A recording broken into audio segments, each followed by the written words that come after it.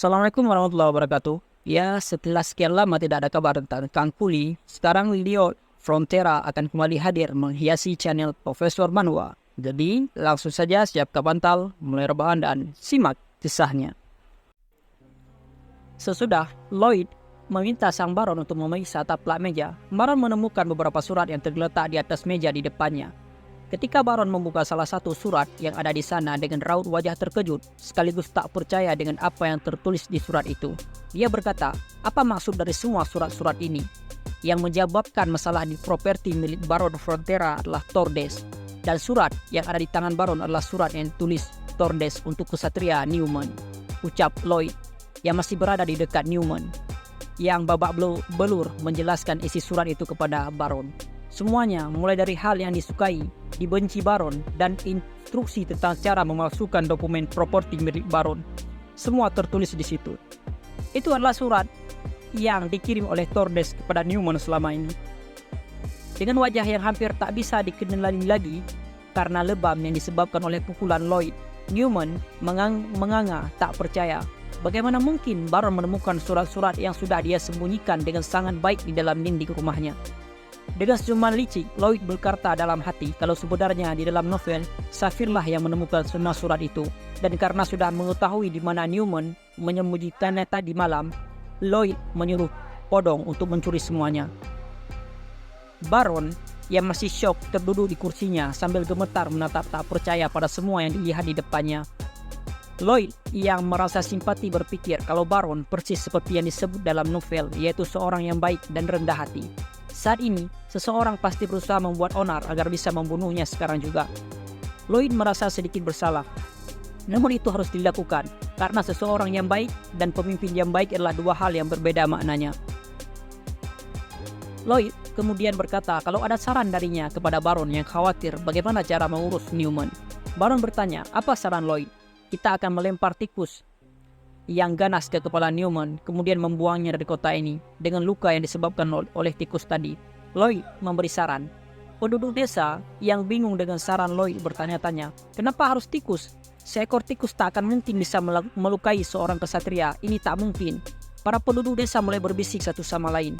Atau kita akan menurunkan jabatannya sebagai kesatria dan memberi kesempatan agar dia bisa menembus dosanya, sambung Lloyd. Baron merasa kalau saran Lloyd sangat cocok untuk diterapkan pada Newman, karena itu memberikan sedikit resiko dan dia akan mengingat hukuman yang akan didapatnya jika mengulangi hal tersebut. Kesatria Bayern, ia juga setuju membenarkan saran Lloyd dan berkata kalau itu juga bisa jadi pelajaran bagi yang lain. Baron akhirnya menyetujui dan menyuruh Lloyd melakukan sesuai dengan sarannya. Lloyd kemudian bertanya apa Newman keberatan dengan hukuman yang akan diberikan untuknya. Newman menjawab kalau dia sama sekali tidak keberatan dengan itu, bahkan berterima kasih atas ampunan Baron. Namun, Lloyd berpikir tentang hal lain. Jika seorang terdakwa diberikan ampunan, apakah itu akan menjamin kalau mereka akan berubah dan menembus dosa yang telah mereka lakukan? Tentu saja tidak mungkin. Terdakwa malah akan berpikir, apakah hakim sudah menjadi lembek? Karena tak langsung menghukumnya, dan akan lebih manipulatif dari sebelumnya, dan semakin berpikir, bagaimana cara mereka membalas semua perlakuan terhadap mereka. Dan ternyata pemikiran Lloyd benar. Sambil tersenyum licik dalam hati, Newman menyumpahi Baron dan berjanji akan membalas segala penghinaan ini. Lloyd yang telah memprediksi ini berkata kalau Newman sudah melakukan hal yang benar untuk terakhir kalinya yang bisa dilakukannya. Namun Newman yang bingung bertanya apa maksud dari perkataan Lloyd. Sambil menjawab, Lloyd mengeluarkan podong dan memberikannya biji kuaci berwarna merah. Cara terbaik untuk memberi ampunan kepada mereka yang bersalah adalah dengan tidak memberi ampunan untuk mereka, jawab Lloyd dengan wajah yang menakutkan. Kemudian, sambil melompat, podong memakan biji kuaci menyebabkan tubuhnya membesar. Para penonton termasuk Baron dan istrinya, Safir dan Bayern dan para prajurit terkejut melihat podong yang membesar secara tiba-tiba dan jatuh dengan cepat ke arah Newman dan Lloyd. Lloyd yang sudah mengantisipasi ini segera berlari dari sana dan meninggalkan Newman sendirian yang terkejut dan tak bisa bergerak sedikit pun. Dengan senang, podong jatuh tepat di atas Newman menyebabkan suara keras. Lloyd yang telah berlari menghindari podong kemudian berpose dengan skopnya. Terlihat podong yang telah membuat Newman penyek masih di sana. Kemudian, sambil sedikit mengasihani Newman, Lloyd mengangkat satu tangannya dan berkata dengan ini, musuh Baron Frontera sudah hilang sepenuhnya. Secara permanen, orang paling busuk di kota ini berhasil dilenyapkan olehnya.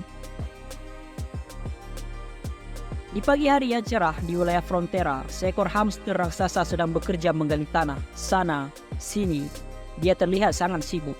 Hamster raksasa milik Lloyd yang bernama Podong sedang sibuk menggali tanah di jalan di seluruh wilayah Frontera.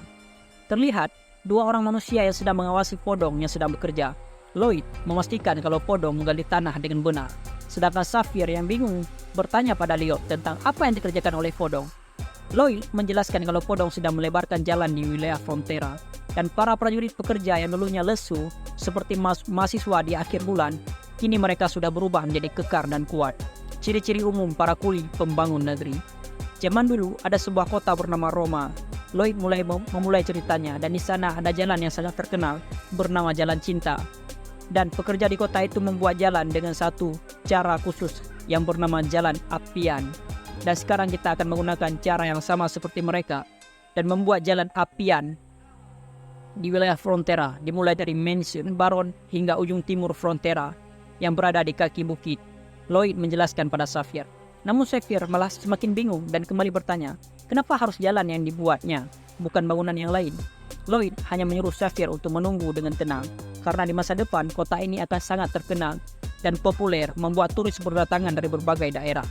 Sapphire yang masih tak percaya pada perubahan, Lloyd lagi-lagi bertanya pada Lloyd, bagaimana cara Lloyd tahu hal-hal yang bahkan dia sendiri tak pernah mendengarnya. Dimulai dari bubuk penghangat, kemudian Lloyd yang dapat mensummon hewan sihir.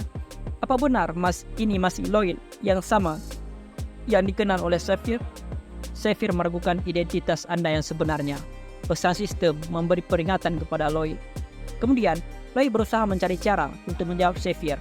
Karena jika dia tak bisa membuktikan kalau dia benar-benar Lloyd yang asli, maka saat itu juga tanpa ragu Sapphire akan mencabut pedang dan membunuhnya.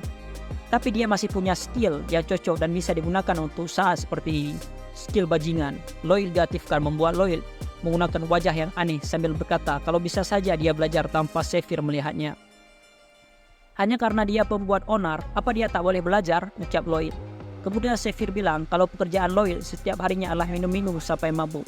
Lloyd yang sedikit kesal bertanya, apa Sapphire mengawasinya 24 jam? Tentu tidak akan, dan kau tak mungkin tahu semua hal yang aku lakukan. Sapphire berusaha membantah dengan bertanya bagaimana cara dia memanggil Podong. Karena paling tidak dibutuhkan pengalaman selama 20 tahun untuk memanggil satu makhluk summon. Lloyd yang masih tidak menjawab pertanyaan Sapphire malah balik bertanya pada Sapphire, bagaimana dengannya yang sudah menguasai mana di usia 20 tahun? Bukankah dia tidak belajar pada siapapun? Itu karena kau jenius, ucap Lloyd. Namun, Sapphire membantah tentang Lloyd yang mengatakan dirinya jenius. Dengan wajah yang minta ditampol, Lloyd berkata lagi, apa hanya Sapphire yang bisa menjadi jenius dan orang lain termasuk dirinya tak bisa menjadi jenius? Bagaimana kalau Lloyd tiba-tiba menjadi seorang summoner yang jenius? Sapphire terdiam dengan perkataan Lloyd. Tak bisa berkata apapun. Sambil mendengarkan Sapphire, Lloyd berkata kalau Sapphire tak punya pertanyaan lain, dia akan pergi mengecek sesuatu. Skill diaktifkan, Persistence, Quick Conservation. Seharusnya sekarang Sapphire akan paham apa yang dikatakan olehnya. Kemudian Lloyd pergi untuk bertemu dengan Kesatria Bayern dan menyuruhnya untuk mengurus pekerjaan Lloyd selama dia pergi. Kesatria Bayern mengiyakan permintaan Lloyd dan menyuruhnya jangan khawatir. Sapphire yang menyusul dari belakang berkata kalau dia akan menemani Lloyd karena itu tugasnya.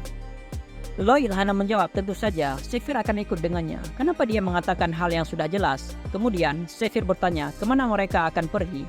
Lloyd hanya berkata kalau mereka akan mendapatkan pembayaran di tempat itu. Sapphire yang bingung mengikutinya tanpa protes dari belakang. Adegan berpindah ke kota kecil terdekat yang bernama Rudenia. Di sebuah penginapan terlihat seorang pria yang sedang kesal hingga memukul meja dengan keras. Ternyata dia adalah Tordes, orang yang membantu Newman memalsukan dokumen properti milik Baron Frontera.